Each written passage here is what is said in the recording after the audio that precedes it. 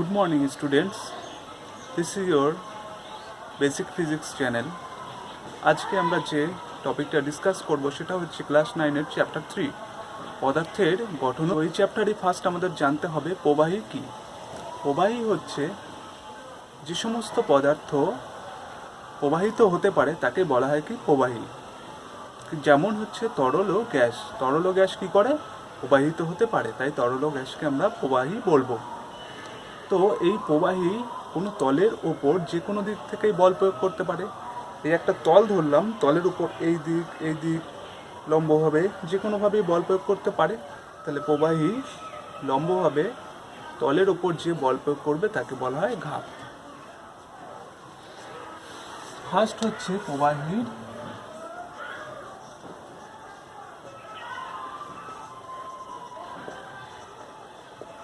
ঘাত। কি বললাম?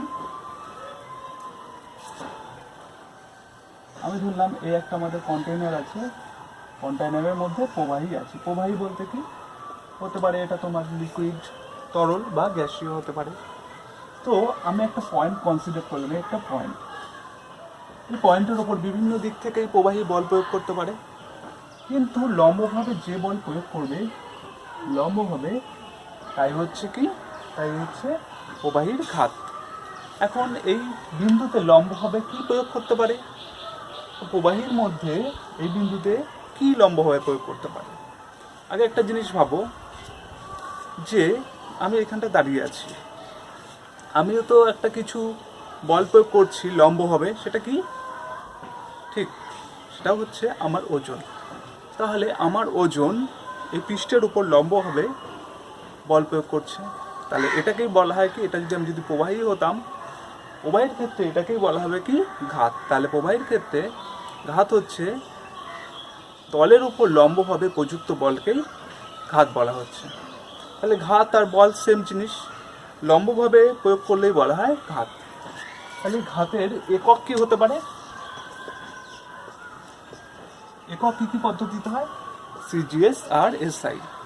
সিজিএস পদ্ধতিতে বলের একক কি? আগের চ্যাপ্টারে পড়েছো, ডাইন। আর এসআই পদ্ধতিতে নিউটন। গুড। তাহলে সিজিএস পদ্ধতিতে হচ্ছে কি? ডাইন। এসআই পদ্ধতিতে নিউটন। আচ্ছা, এদের মধ্যে সম্পর্ক কি ছিল? 1 নিউটন সমান সমান 10⁵ ডাইন। এটা হচ্ছে একটা নিউটন ও ডাইনের সম্পর্ক। আগের চ্যাপ্টারে ছিল বলের সিজিএস ও এসআই পদ্ধতিতে এককের মধ্যে সম্পর্ক লেখো, সেটাও এটা ঘাতের ক্ষেত্রে সেম। ঘাত কি রাশি বলো তো? স্কেলার রাশি না ভেক্টর রাশি? ভেক্টর রাশি। ঘাতের মানও আছে, অভিমুখ আছে। মাত্রা কি হতে পারে? মাত্রা হচ্ছে কি? সে বলের মাত্রা। বলের মাত্রা কি ছিল? ঘাতের মাত্রা আর বলের মাত্রা সেম। ঘাতের মাত্রা, বলের মাত্রা আর ঘাতের মাত্রা সেম। তাহলে বলের মাত্রা ছিল কি?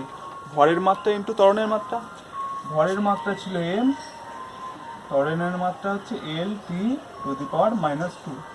তাহলে ওভারঅল কি হলো? mL(T⁻²). সেকেন্ড টার্মটা হচ্ছে প্রবাহীর চাপ।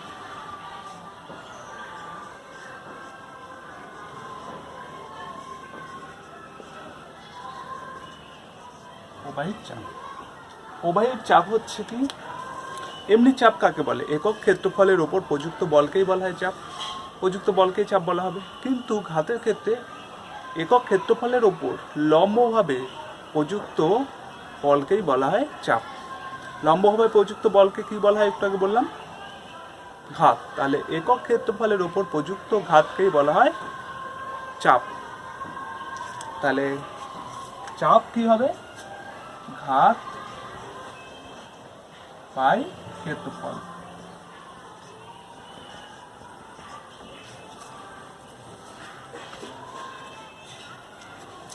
এক্ষেত্রে ক্ষেত্রফলের মান যদি তুমি 1 বসাও তাহলে দেখবে চাপ সমান সমান ঘাত। তাহলে আমরা বলতে পারি একক ক্ষেত্রফলের ওপর প্রযুক্ত ঘাতকেই বলা হয় প্রবাহীর চাপ। এককটা কি হবে? প্রথমে হচ্ছে সিজিএস পদ্ধতিতে কি হবে, ঘাতের হচ্ছে কি ডাইন, সিজিএস পদ্ধতিতে ডাইন পার পার, ক্ষেত্রফলের হচ্ছে কি সেমি স্কয়ার। আর এসআই পদ্ধতিতে কি হবে, ডাইনটা কি হয়ে যাবে নিউটন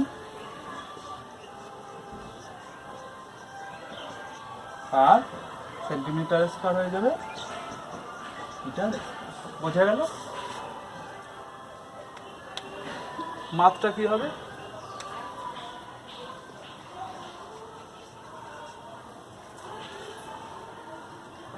চাপের মাত্রা মানে হচ্ছে আমাদের ঘাতের মাত্রা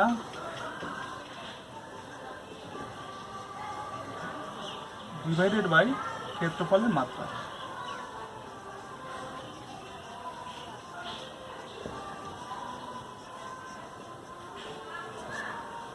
ঘাতের মাত্রা কি হবে, এম এল (e⁻²). ক্ষেত্রফলের মাত্রা কি হবে, এল স্কয়ার। ক্ষেত্রফল মানে কি, দৈর্ঘ্য স্কয়ার, এল স্কয়ার। ঘাতের মাত্রা আমি এখান থেকে পেয়েছি এই যে, আর ক্ষেত্রফলের মাত্রা কি, বাহু গুণ বাহু, বাহু স্কয়ার। তাহলে দুটো থেকে কি পাই আমি, এম কি পাচ্ছি, এম l⁻⁻1 e⁻²। দেখো ভালো করে দেখো, এল স্কয়ার, এখানে এল একটা আছে, নিচে দুটো আছে, একটা একটা কেটে যায়, নিচে এল থাকে, তাহলে l⁻⁻1 e⁻²। তাহলে ঘাত ও চাপের মধ্যে সম্পর্ক কি, যদি বলে ঘাত ও চাপের মধ্যে সম্পর্ক কি হবে, তাহলে সম্পর্কটা দাঁড়াচ্ছে ঘাত সমান সমান প্রবাহীর চাপ গুণ ক্ষেত্রফল। তাহলে প্রবাহীর ঘাত সমান সমান কি, প্রবাহীর চাপ গুণ ক্ষেত্রফল। এটাকে বক্স করে নাও, তাড়াতাড়ি নোট করো, ভিডিওটা পজ করে নোট করে নাও।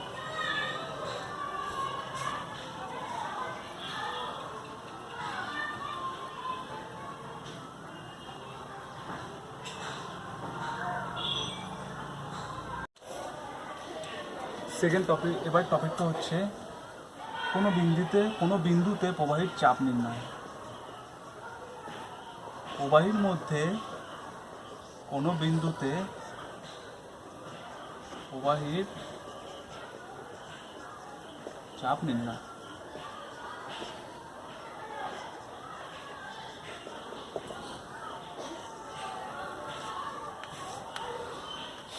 আমরা কি জানি, কোনো একটা বস্তু যদি কোনো একটা তলের উপর রাখা হয়, তাহলে বস্তুটা তার ওজনের জন্য নিচের দিকে একটা বল প্রয়োগ করে। কিন্তু প্রবাহীর ক্ষেত্রে দেখা যায় প্রবাহীটার চারিদিকে, মানে প্রবাহীটার তলের ওপর চারিদিক থেকেই বল প্রয়োগ করে। কিন্তু এই প্রবাহী তলের ওপর লম্বভাবে যে বল প্রয়োগ করবে, মানে একক ক্ষেত্রফলের ওপর লম্বভাবে যে বল প্রয়োগ করবে, তাকে বলা হবে কি প্রবাহীর চাপ। সেটাই নির্ণয় করব। তার মানে কি, প্রবাহীর ওজনটা ওই বিন্দুর ওপর কতটা ওজন পড়ছে সেটাই হচ্ছে কি তার চাপ। একক ক্ষেত্রফলের ওপর কতটা প্রবাহীর ওজন পড়ছে তাই হচ্ছে চাপ। আমি একটা ধরে নিলাম, এই একটা আমাদের পাত্র আছে, তার মধ্যে এই লেভেল পর্যন্ত প্রবাহী আছে। আমি এই বিন্দুতে চাপ নির্ণয় করব, এই পয়েন্টটা পি পয়েন্টে চাপ নির্ণয় করব। ফার্স্ট আমাদের কি করতে হবে, পি পয়েন্টে চাপ নির্ণয় করবো। এই পয়েন্টটাকে সেন্টার করে একটা একক ক্ষেত্রফলের একটা সার্কেল ড্র করলাম, একক ক্ষেত্রফলের একটা বৃত্ত আঁকলাম। পয়েন্টকে কেন্দ্র করে, মানে কি একটা কন্টেনারের মধ্যে তল আছে, তো কন্টেনারের একটা তল আছে, মানে জলের একটা প্রবাহের একটা এরকম তল আছে, তলের মধ্যে একটা পয়েন্টকে কেন্দ্র করে ওই পয়েন্টের রেসপেক্টে আমি চাপটা বের করবো। এই পয়েন্টের উপর থেকে কতটা বল প্রয়োগ করছে সেটাই হচ্ছে একক ক্ষেত্রফলের উপর কতটা বল প্রয়োগ করছে সেটাই হচ্ছে চাপ। তাহলে ওই পয়েন্টকে কেন্দ্র করে আমি একটা সার্কেল ড্র করলাম। এবারে এই সার্কেলের উপর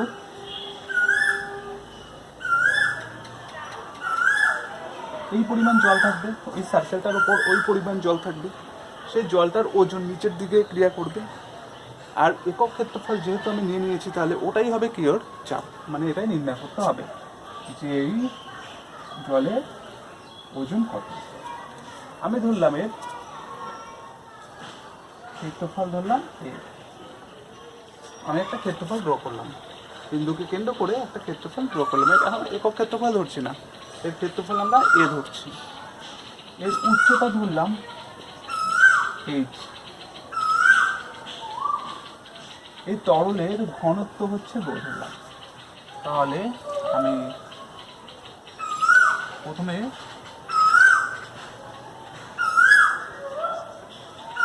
বৃত্তটির ক্ষেত্রফল ধরলাম এ। এবার যে আমি এই কনসিডার করেছিলাম স্তম্ভটা, এই স্তম্ভের উচ্চতাটাকে ধরে নিলাম এইচ, ধরে নিলাম এগুলো।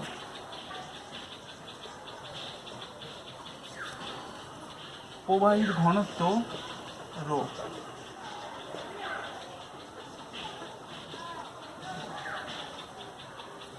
এগুলো আমি কনসিডার করে নিলাম। পুরোটাই প্রবাহী আছে মধ্যে। এবার বলো তো, প্রবাহীর ওজন, ওজন তো নিচের দিকে ক্রিয়া করবে, সেটাই তো বের করবো। ওজন আমরা কি জানি,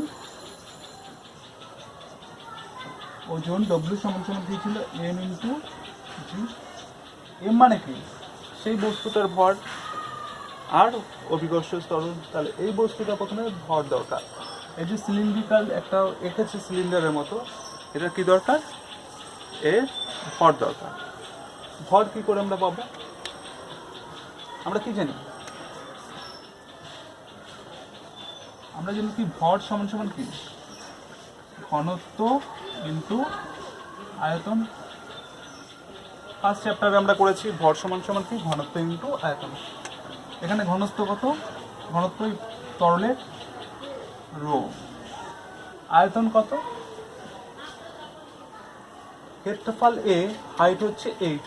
তাহলে তুমি এই ক্ষেত্রফলটাকে ধরে একটা ডিস্ক ধরে যদি তুমি এইচ উচ্চতায় তোলো, তাহলে পুরো এরিয়াটা কভার হচ্ছে, পুরো আয়তনটা কভার হচ্ছে। তাহলে আয়তন হবে কি এ ইন্টু এইচ, এটা আয়তন। রো হচ্ছে কি ঘনত্ব, আয়তন হচ্ছে এইচ। আয়তন কি করে এইচ হলো, এ হচ্ছে কি পুরো এরিয়াটা এ, তাকে তুমি এইচ উচ্চতা পর্যন্ত উপরে তুললে, তাহলে পুরো সিলিন্ডার এরিয়াটা কভার হয়ে গেল। রো এ এইচ হচ্ছে কি ভর। এবার প্রবাহীর চাপ বের করবো আমরা। চাপ কি হবে, ওজন বের করতে হবে। প্রবাহীর চাপ কি আর ওজনটা বের করলেই হবে, তাই তো। প্রথমে ঘাত বের করে নিই, চাপের আগে প্রবাহীর ঘাত বের করতে হবে, কারণ ওজনটাই ধরলে তো হবে না, কারণ এখানে ক্ষেত্রফল একটা আছে, ক্ষেত্রফল দিয়ে ডিভাইড করতে হবে ওজনকে, ওজনকে ক্ষেত্রফল দিয়ে ডিভাইড করলে আমার চাপ বের হবে। তাহলে প্রথমে আমরা বের করি ঘাত। ঘাত কি হবে, ভর, ঘাতটা কি হবে, ওজনটাই এর ঘাত হবে। ওজনটা কি এম ইন্টু জি। এম মানে কি ভর ইন্টু অভিকর্ষজ ত্বরণ, মানে কি রো এ এইচ জি। প্রবাহীর ঘাত, প্রবাহীর চাপ কি হবে, ঘাত বাই ক্ষেত্রফল।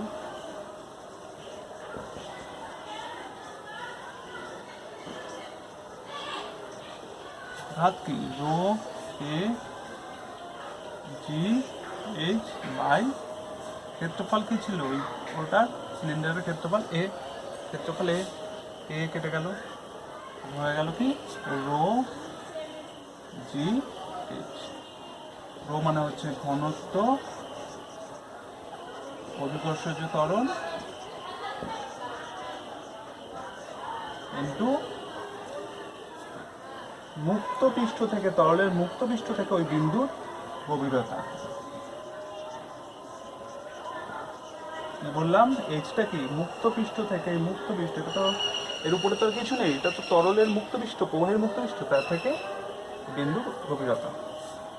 এবার প্রবাহীর চাপ কোন কোন বিষয়ের উপর নির্ভর করছে তাহলে? এক হচ্ছে ঘনত্ব, অভিকর্ষজ ত্বরণ আর গভীরতা, তিনটে বিষয়ের উপর নির্ভর করছে, আর তিনটেই সমানুপাতিক সম্পর্ক। ঘনত্ব বাড়লে চাপ বাড়বে, গভীরতা বাড়লে চাপ বাড়বে, অভিকর্ষজ ত্বরণ বাড়লে চাপ বাড়বে। অভিকর্ষজ ত্বরণও বৃদ্ধি পায়, বিশেষ ক্ষেত্র আছে। তো এখন দেখো, আমরা তো আমাদের এই পৃথিবীতে বসে আমরা কিছু করছি এক্সপেরিমেন্টগুলো, তো সেক্ষেত্রে তো অভিকর্ষজ ত্বরণ কনস্ট্যান্ট আছে। নির্দিষ্ট একটা স্থান যদি ধরে নেই, সেক্ষেত্রে অভিকর্ষজ ত্বরণ কনস্ট্যান্ট। তাহলে প্রবাহীর চাপ, ঘনত্ব, তাহলে একটা নির্দিষ্ট স্থানের ক্ষেত্রে নির্দিষ্ট ঘনত্বের তরলের ক্ষেত্রে কী হবে? প্রবাহের চাপ তার গভীরতার সঙ্গে সমানুপাতিক সম্পর্ক হবে, অর্থাৎ গভীরতার উপর নির্ভর করবে। যদি ঘনত্ব আর অভিকর্ষজ ত্বরণ ফিক্সড হয়, মানে দুটো পরিবর্তন হচ্ছে না, তাহলে কে পরিবর্তন হবে?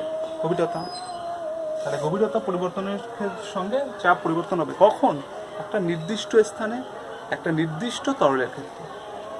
তাহলে নির্দিষ্ট তরলের ক্ষেত্রে ঘনত্বটা ফিক্স থাকবে, কারণ জল যদি নেই, আমি জলের ঘনত্ব তো পরিবর্তন হবে না। যদি শুধু তেল নেই, তাহলে তেলের তো ঘনত্ব পরিবর্তন হবে না, একই তেল থাকবে। আর সেই স্থান, একটা নির্দিষ্ট স্থানকে কনসিডার করি, যদি আমি এই স্থানকে কনসিডার করি, অভিকর্ষজ ত্বরণের মান ফিক্সড, তাহলে শুধুমাত্র নির্ভর করবে কার উপর? গভীরতার উপর। এবার তরলের আমরা বৈশিষ্ট্য পড়ব, তাহলে এই চাপের আমরা বৈশিষ্ট্য পড়ব। তাহলে এখান থেকে আমরা কি শিখতে পারলাম? যে তরলের চাপ ঘনত্ব বৃদ্ধির সঙ্গে সঙ্গে বৃদ্ধি পায়। তরলের চাপ মুক্ত পৃষ্ঠ থেকে ওই বিন্দুর গভীরতা বৃদ্ধির সঙ্গে সঙ্গে বৃদ্ধি পায়।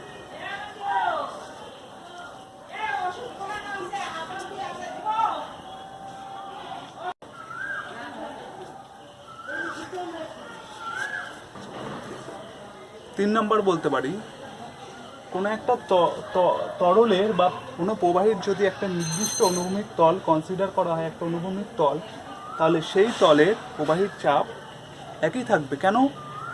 একটা যদি নির্দিষ্ট আমি এই তলটা কনসিডার করি, তরলের এই পুরো তলটা, সেক্ষেত্রে কী হচ্ছে, আমাদের প্রত্যেকটা পয়েন্ট যদি আমি কনসিডার করি, এই পয়েন্টটা যদি কনসিডার করি, তরলের ঘনত্ব সেম, অভিকর্ষজ ত্বরণও সেম, গভীরতা চেঞ্জের সঙ্গে সঙ্গে চেঞ্জ হবে। এখানে তো গভীরতা উপর থেকে সবসময় এইচ, মানে প্রত্যেকটা পয়েন্ট এইচ উচ্চতায় আছে, তাহলে এইখানে প্রত্যেকটা পয়েন্টের এই তলের প্রত্যেকটা পয়েন্টে চাপের মান কী হবে? সমান থাকবে। আর লাস্ট হচ্ছে তরলের চাপের বৈশিষ্ট্য হচ্ছে, তরলের চাপীয় ধর্মের জন্য সমোচ্চশীলতা ধর্ম, তরলের একটা নতুন ধর্ম, যেটা আগে জানোনি তোমরা, তরলের সমোচ্চশীলতা ধর্ম দেখা যায়। সেটা কি? সেটা হচ্ছে কি, কোনো পাত্র, বিভিন্ন কন্টেইনার যদি কোনো নল দ্বারা কানেক্ট থাকে, তাহলে সেই প্রত্যেকটা পাত্রের উপরিতল অনুভূমিক অবস্থায় থাকবে, অর্থাৎ সেম লেভেলেই থাকবে।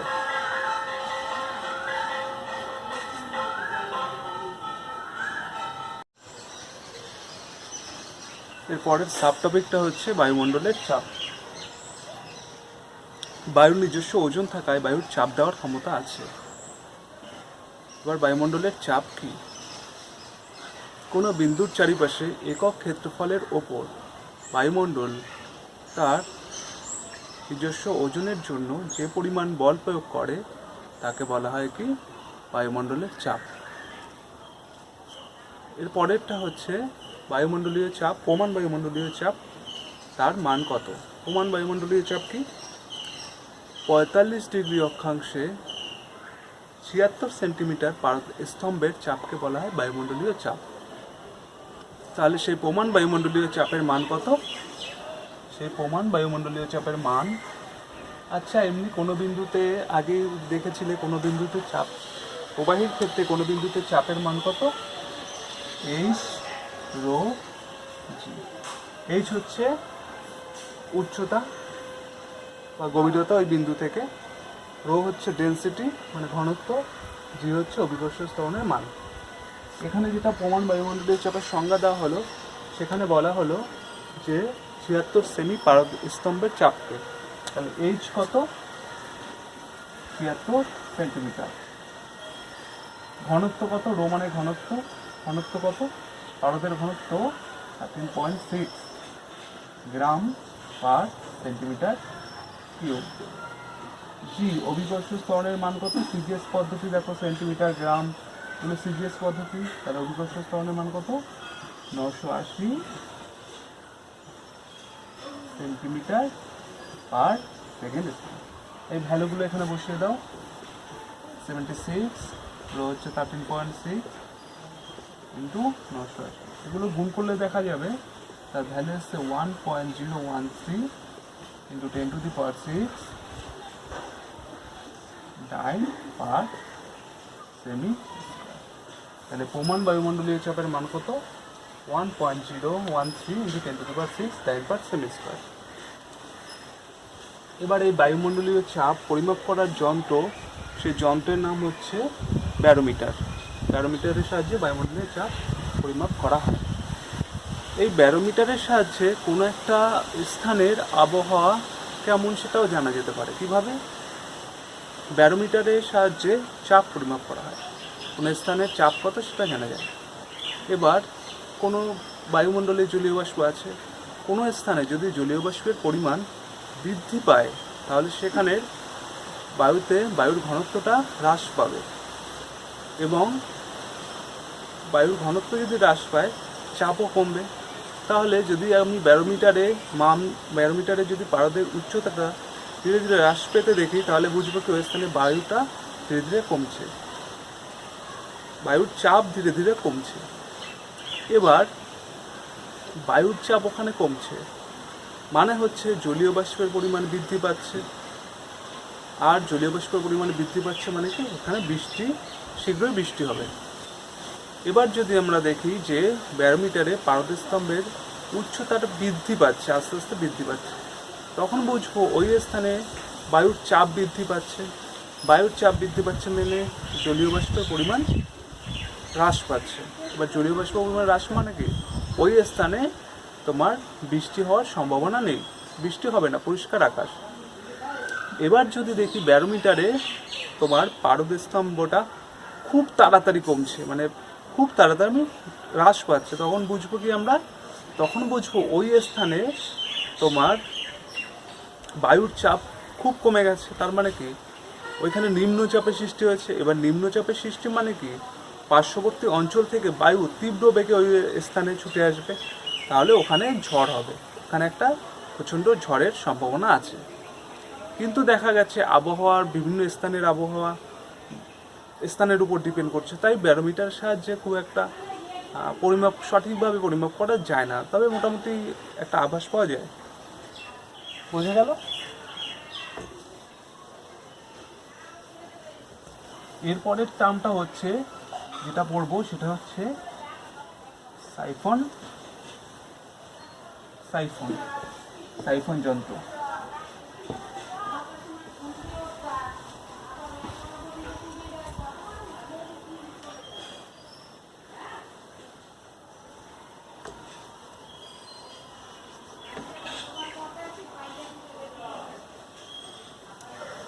এর পরেরটা হচ্ছে সাইফন।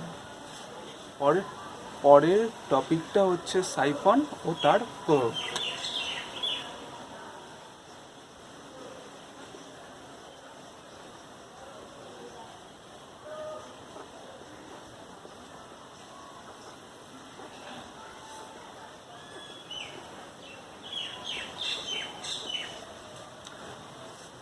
সাইফন হচ্ছে একটি যন্ত্র যার সাহায্যে উঁচু স্থানের তরলকে নিচু স্থানে আনা হয়। কীভাবে? পাত্রটাকে উঁচু স্থানে, কোনো পাত্রে তরল আছে স্থির অবস্থায়, সেই পাত্রকে না নড়িয়ে সেই পাত্রের তরল অপেক্ষাকৃত নিচু স্থানে আনা হয়। তো এই সাইফন হচ্ছে একটা নল, ইউ আকৃতির নল, উল্টোনো ইউ আকৃতির নল। সাইফন নলটা হচ্ছে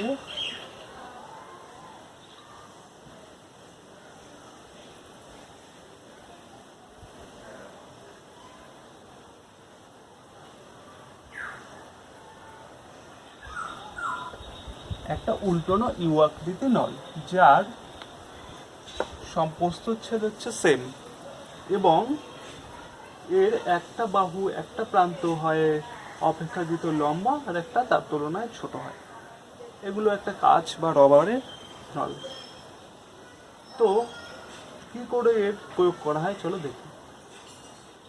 আমি ধরে নিলাম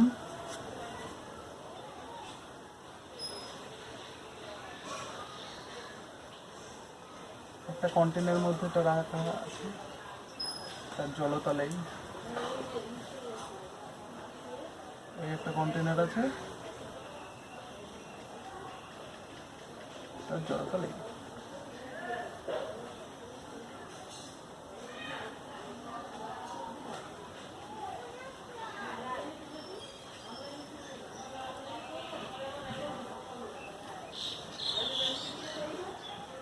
এ তল, এটা বি, এম একটা পাত্র, এম একটা পাত্র।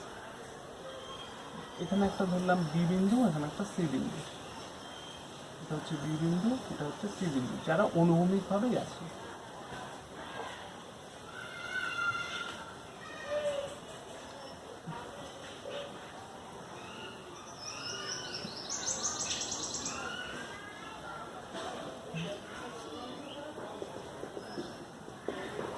তো আমাদের সাইফন নলকে প্রথমে যে তরলটাকে স্থানান্তরিত করতে হবে সেই তরল দ্বারাই পূর্ণ করতে হবে।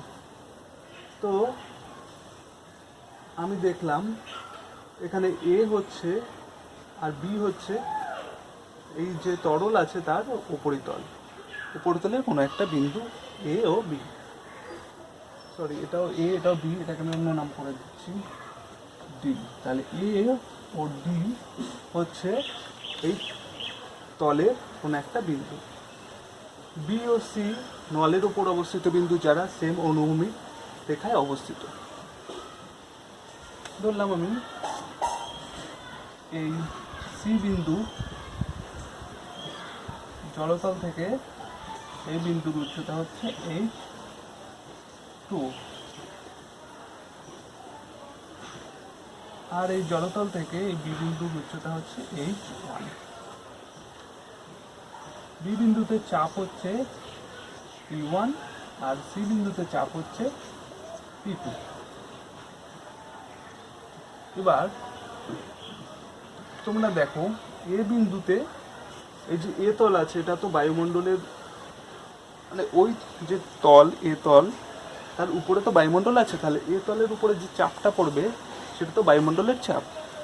বি বিন্দুর উপরেও কিছু নেই, পুরো ফাঁকা দেখো সাইডগুলো, সেখানেও যে চাপটা পড়বে বায়ুমণ্ডলের চাপ, মানে এই এ বিন্দু আর এই বি বিন্দু এখানে চাপগুলো সমান হবে, দুটোর উপরেই বায়ুমণ্ডল আছে, বায়ুমণ্ডলের চাপ সেম। এবার তাহলে তোমার বি বিন্দুতে চাপ হচ্ছে P1 আর সি বিন্দুতে চাপ P2। তাহলে এবার তোমরা বলো এ বিন্দুতে কত চাপ আছে?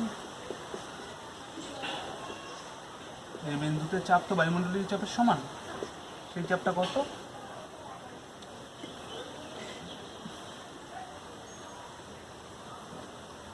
বি বিন্দুর চাপটা নিচের দিকে আছে, বি বিন্দুতে চাপ P1, তাহলে P1 প্লাস এই জলস্তম্ভের কতটা চাপ আছে, এই জলস্তম্ভের H রো জি, জলস্তম্ভের চাপ, এই যে চাপটা H রো জি, মানে H1 রো, জলের ঘনত্ব রো ধরলাম, আর অভিকর্ষ ত্বরণ জি। বি বিন্দুতে চাপ কত? এই বি বিন্দুতে কত চাপ হবে? বি বিন্দু না, সরি, এটা যদি এ বিন্দুতে হয়, এটা ডি বিন্দুতে, ডি বিন্দুতে চাপ হবে কত? P2 প্লাস H2 রো জি।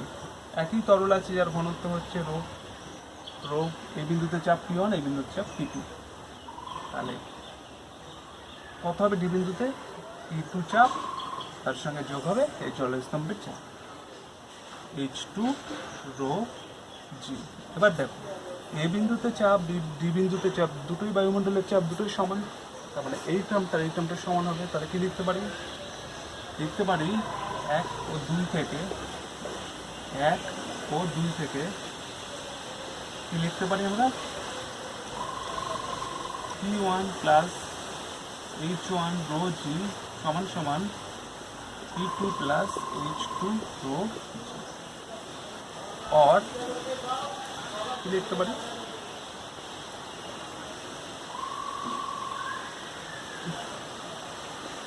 P1 মাইনাস P2টাকে এই সাইডে আনলাম, H1 রোজিকে ওই সাইডে নিলাম। এবার রোজি টার্ম কমন আসে, তাহলে কি হয়?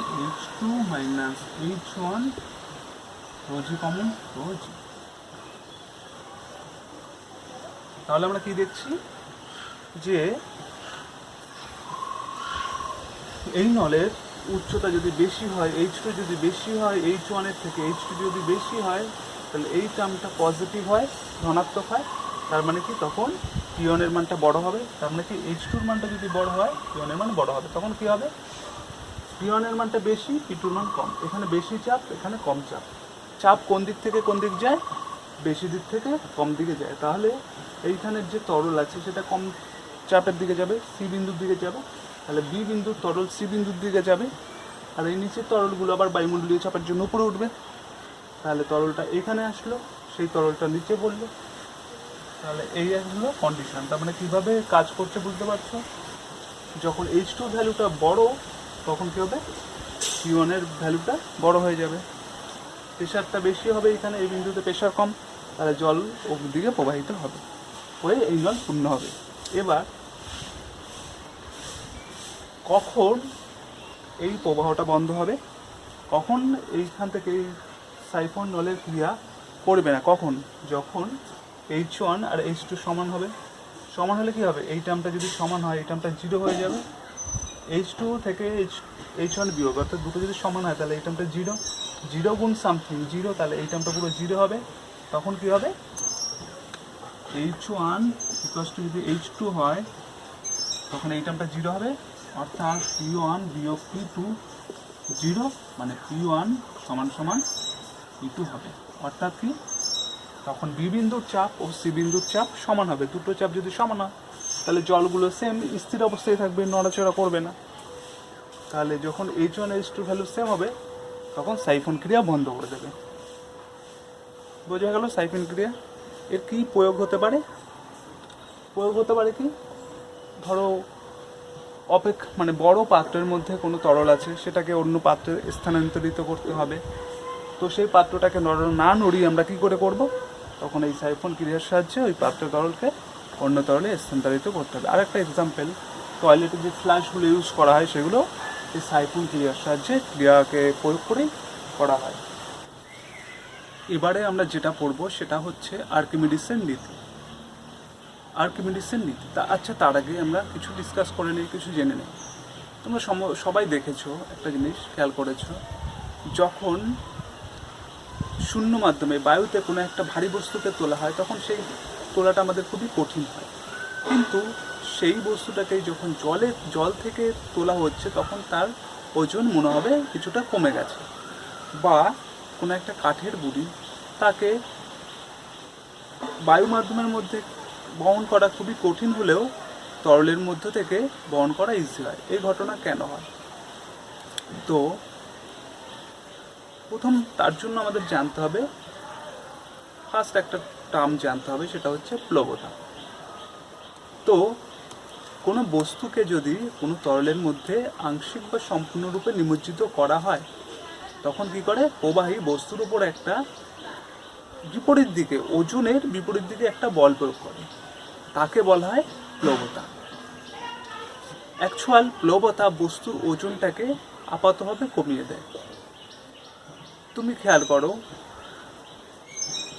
তুমি হাতে করে কিছু এক বালতি ধরে আছো, হাতে করে বালতিতে জল আছে। অন্য কেউ এসে যদি বালতিটাকে নিচ থেকে একটু বল প্রয়োগ করে উপর দিকে, তখন কি হবে? তোমার বালতির ওজনটা কি মনে হবে, কমে গেছে। সেমভাবেই বস্তুর ওপর বস্তু তো একটা তার ওজনের জন্য নিচের দিকে বল প্রয়োগ করছে, তার ওজন। আর প্রবাহী কি করছে, প্রবাহী নিচ থেকে একটা বল প্রয়োগ করছে যাকে বলা হয় প্লবতা। সেই বলটা কি করছে, বস্তুর ওজনের আপাত হ্রাস করাচ্ছে, ওজনের আপাত হ্রাস করাচ্ছে। এবারে বিষয়টা হচ্ছে আর্কিমিডিস কি বলেছিল। আর্কিমিডিস বলেছিল এই যে বস্তুটাকে কোনো প্রবাহীর মধ্যে নিমজ্জিত করলে, আংশিক করলাম বা সম্পূর্ণ করলাম, বস্তুর ওজনের যে হ্রাস হচ্ছে সেই হ্রাস বস্তুটা যে পরিমাণ জল অপসারিত করছে তার ওজনের সমান হচ্ছে। মানে যেটুকু ওজন বস্তুটার কমছে আর বস্তুটা যে পরিমাণ জলকে অপসারিত করছে, সেই অপসারিত জলের ওজন আর বস্তুটার ওজনের হ্রাস সেম, সমান। আর্কিমিডিস সেটা বলেছিল। কিছু বোঝা গেল? ধরো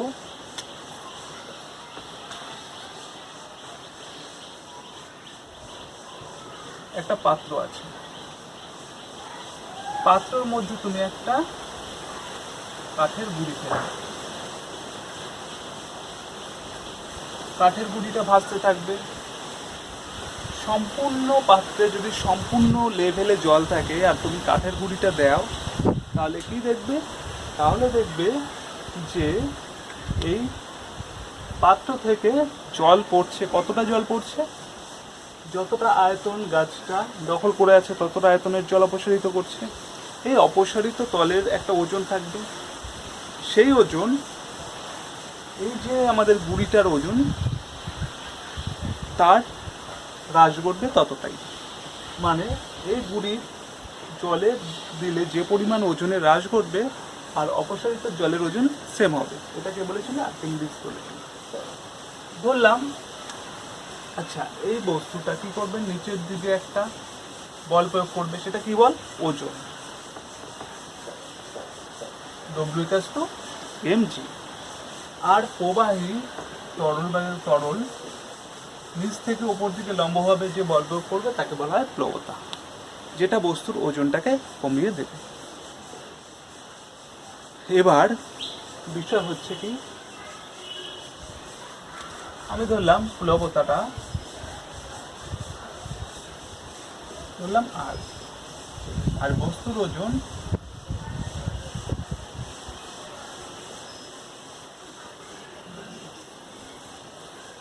এবার যদি তোমার বস্তুর ওজন হচ্ছে, বস্তুর ওজন যদি প্লবতার থেকে বেশি হয়, যদি বস্তুর ওজন প্লবতার থেকে বেশি হয়, প্লবতা মানে কি, নিচ থেকে যে বল প্রয়োগ করছে, নিচ থেকে একটা বল প্রয়োগ করছে আর উপরের বলটা তার থেকে বেশি, তাহলে কি হবে, বস্তুটা জলের মধ্যে ডুবে যাবে, পুরো সম্পূর্ণ ডুবে যাবে।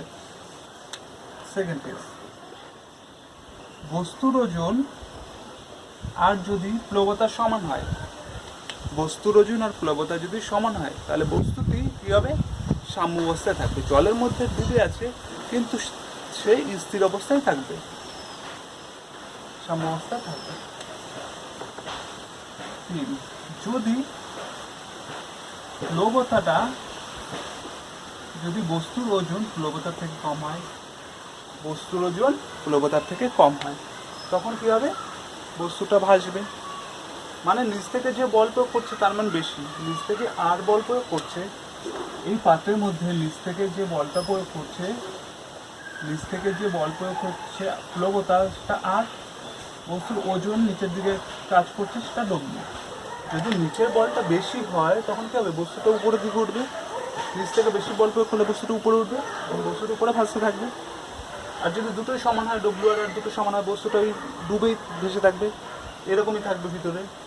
যদি ডব্লিউর ভ্যালুটা বেশি হয়, মানে বস্তুর ওজনটা বেশি, উপর থেকে বেশি বল আরের থেকে, তখন বস্তুটা ডুবে যাবে। তিনটে কেস আছে।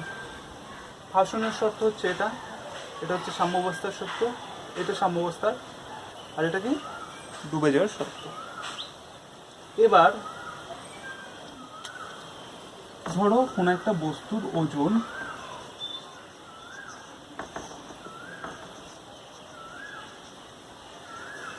100 নিউটন ধরি, জলে বস্তুর ওজন দিয়ে দাঁড়ালো 70 নিউটন। জলে যখনই দিলাম বস্তুটার ওজন কমে গেল। জলে যখন বস্তু দেওয়া হয় তখন বস্তু কি করে, ওই জলের কিছুটা অংশ দখল করে, আর যে পরিমাণ জলের অংশ দখল করলো সেই জলটা উপরে উঠে যায়, বা সেটা যদি সম্পূর্ণ ভরা কোনো পাত্র থাকে ওই জলটা অপসারিত হবে।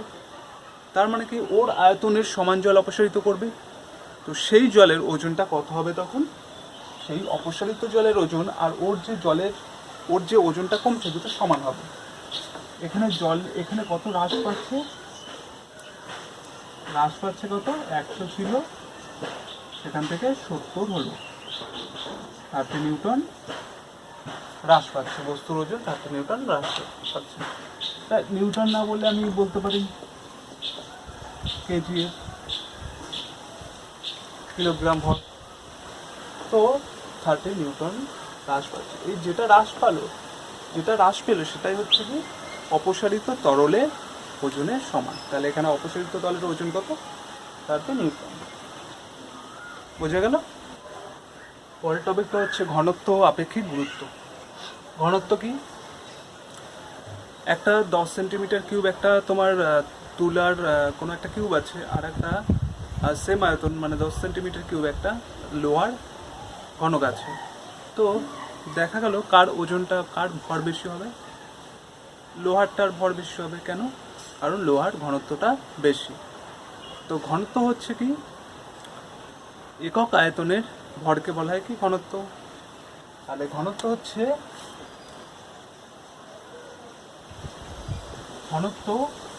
ডি দ্বারা প্রকাশ করা হয়, মানে ডেনসিটি হচ্ছে ভর বাই আয়তন। ভর হচ্ছে এম দ্বারা প্রকাশ করা হয় মাস, আর আয়তন হচ্ছে ভি ভলিউম। তাহলে ডি ইকুয়ালস টু কি এম বাই ভি।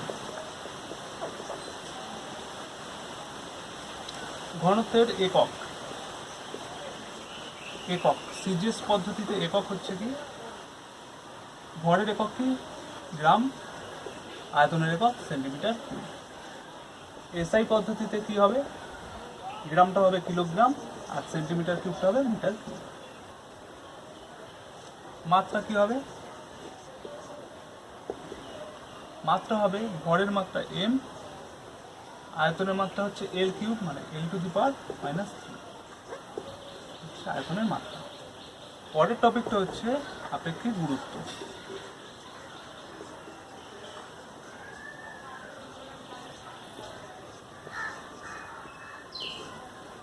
মনে রাখতে হবে তোমাদের আপেক্ষিক গুরুত্ব ও আপেক্ষিক ঘনত্ব সেম জিনিস। যেমন আমরা কোনো দুটো জিনিস তুলনা করতে হলে তাদের অনুপাতের দ্বারা তুলনা করতে হয়। ধরো বলছি আমি লম্বা, তো আমি লম্বা কার থেকে লম্বা এটা তুলনা করতে হবে কারোর রেসপেক্টে, কাউকে ধরে নিই। তেমনি দুটো পদার্থের মধ্যে তুলনা করতে গেলে, ঘনত্ব তুলনা করতে গেলে একটা পদার্থের ঘনত্বকে প্রমাণ ধরে নিয়ে অপর পদার্থটার ঘনত্ব কতগুণ বেশি বা কতগুণ কম সেটা সেইভাবে প্রকাশ করতে হয়। তো আপেক্ষিক গুরুত্ব হচ্ছে তেমনই, আপেক্ষিক গুরুত্ব হচ্ছে পদার্থের ঘনত্ব আর আপেক্ষিক গুরুত্ব হচ্ছে পদার্থের ঘনত্ব এবং 4 ডিগ্রি সেলসিয়াস উষ্ণতায় জলের ঘনত্বের অনুপাতকে বলা হয় আপেক্ষিক গুরুত্ব। এখানে 4 ডিগ্রি সেলসিয়াস উষ্ণতায় জলের ঘনত্বকে প্রমাণ ধরা হচ্ছে। তো এবার আপেক্ষিক গুরুত্ব সমান সমান কি হবে,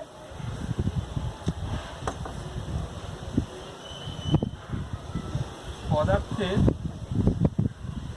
ঘনত্ব ডিভাইডেড বাই 4 ডিগ্রি সি উষ্ণতায় জলের ঘনত্ব। ঘনত্ব আর ভরের সম্পর্ক আছে, একক আয়তনের ভরকে বলা হয় কি ঘনত্ব। তোমরা এখানে দেখো আয়তনকে যদি তোমরা 1 করে দাও, একক আয়তন যদি করো তাহলে ভর সমান সমান ঘনত্ব। তার জন্য বলা হয় একক আয়তনের ভরকে বলা হয় ঘনত্ব। আয়তনকে 1 করলে একক আয়তন যদি হয় তখন ভর ঘনত্বের সমান হয়, তাহলে একক আয়তনের ভরকে কি বলা হয় ঘনত্ব। তাহলে পদার্থের ঘনত্বকে তোমরা এইভাবে লিখতে পারো, একক আয়তনের পদার্থের ভর, একক আয়তনের পদার্থের ভর ডিভাইডেড বাই কি, এটাকেও ভরে প্রকাশ করো ঘনত্বকে, তাহলে কি হবে 4 ডিগ্রি সি উষ্ণতায় একক আয়তনের জলের ভর, একক আয়তনের জলের ভর। এটাকে আবার লিখতে পারো তোমরা, কি লিখতে পারো, একক আয়তনের পদার্থের ভর, সেটাকে লিখতে পারো কি একক আয়তনের পদার্থের ওজন। কারণ কি ভর আর ওজন সমানুপাতিক সম্পর্কে আছে। কোথা থেকে পাই, ডব্লিউ সমান সমান এমজি, মানে বস্তুর ওজন সমান সমান কি ভর ও অভিকর্ষ ত্বরণ। তাহলে বস্তুর ওজন আর ভর পরস্পর সমানুপাতিক সম্পর্কে আছে। ভর বৃদ্ধি পেলে ওজন বৃদ্ধি পায়, তাহলে এখানে আমরা ভরকে আমরা ওজন লিখতে পারি। তাহলে একক আয়তনের পদার্থের ওজন ডিভাইডেড বাই 4 ডিগ্রি উষ্ণতায় একক আয়তনের জলের ওজন। তো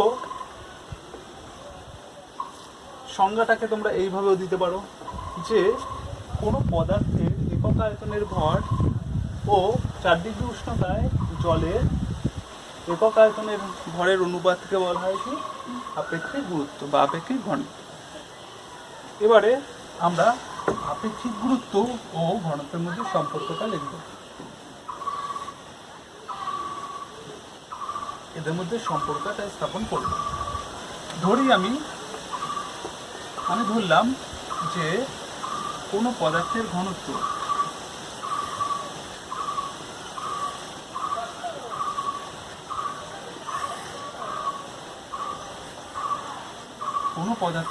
আমি ধরে নিলাম ডি,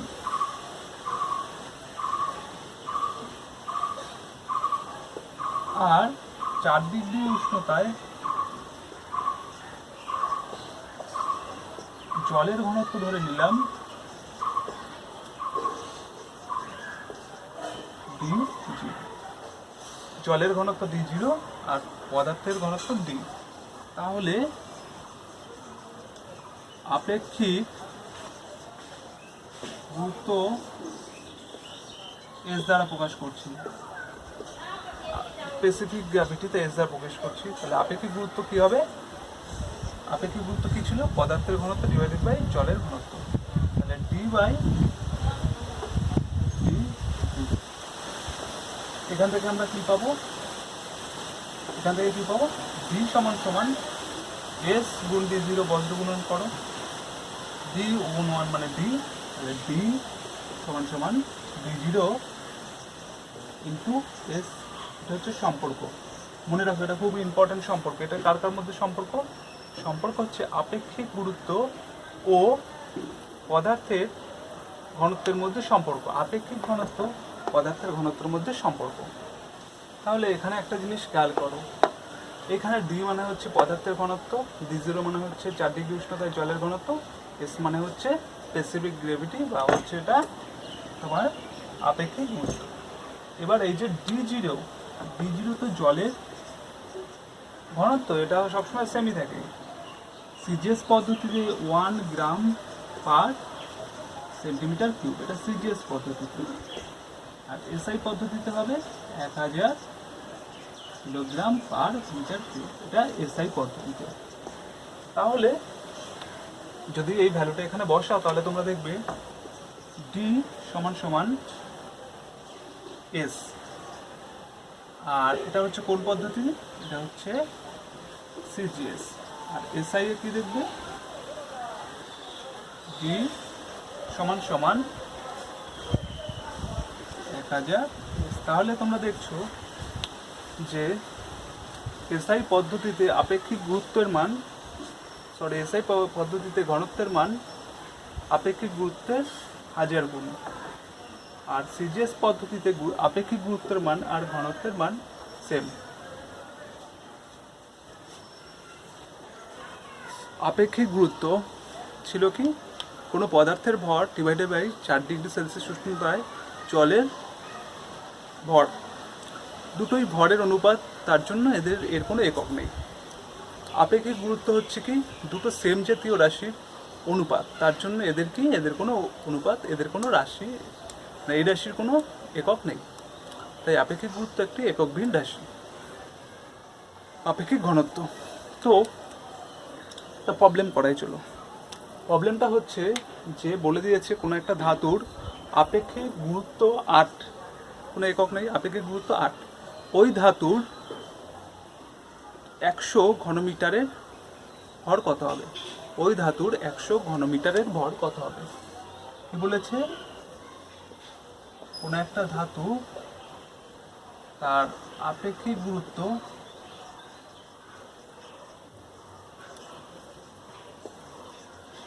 8, এই ধাতুর 1000 সেন্টিমিটার কিউব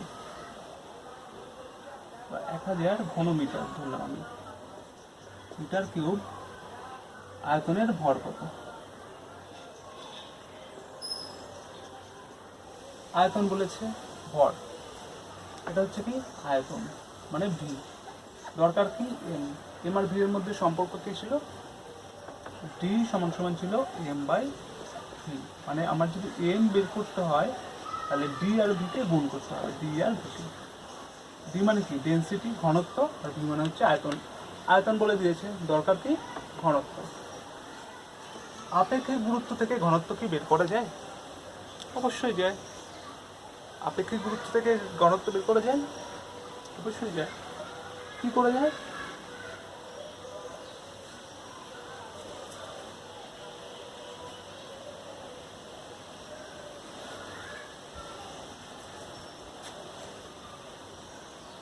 তো কি করে যাবে? আপেক্ষিক গুরুত্ব কি ছিল? আপেক্ষিক গুরুত্ব, আচ্ছা এটা কি পদ্ধতিতে করা হচ্ছে? মিটার কিউব, এসআই পদ্ধতি। এসআই পদ্ধতিতে এস কি ছিল মনে আছে? এসআই পদ্ধতিতে এস কি ছিল মনে আছে? কারো মনে আছে? টি ছিল, এস ছিল ডি বাই ডি জিরো, এটা ছিল তো। ডি জিরো মানে কত ছিল এসআই পদ্ধতিতে? 1000। তাহলে ডি কত হবে? ঘনত্ব কত হবে? এস গুণ ডি জিরো, জিরো গুণ এস। ডি জিরো হচ্ছে 1000 তো এস। তাহলে ডি মানে কি ঘনত্ব, তো ডি মানে ডেনসিটি ঘনত্ব। তাহলে ঘনত্ব কত? 1000 গুণ এস। 1000 এস মানে কি ছিল? আপেক্ষিক গুরুত্ব মানে এই যে এস, এটাই এস মানে কত? তার ভ্যালু 8। 1000 গুণ এস, 1000 গুণ 8, 8000। দেখো তাহলে ঘনত্বর মান কত বেরিয়ে গেছে? ডেনসিটির মান 8000। দরকার কি ছিল? ডেনসিটি বৃত্ত বলে দেওয়া আছে, তাহলে ভর কত? ভর কত? ঘনত্ব গুণ আয়তন, V equals to m by V, বা m equals to d V. D ঘনত্ব, ভি আয়তন। ঘনত্বর মান কত বের করলাম? 8000 গুণ আয়তন কত? 100 মিটার। এর এককটা কি হবে? ঘনত্বের এককটা কেজি পার মিটার। তাহলে ভর কত হবে? মিটার কিউব আর মিটার কিউব কেটে গেলে এখান থেকে বোঝা যাচ্ছে 8 পরে কত শূন্য? 3 আর 2 5টা শূন্য, সেটাকে লিখতে পারি 10⁵ কেজি। ভর কত? 8 × 10⁵ কেজি। বোঝা গেল সমস্যাটা?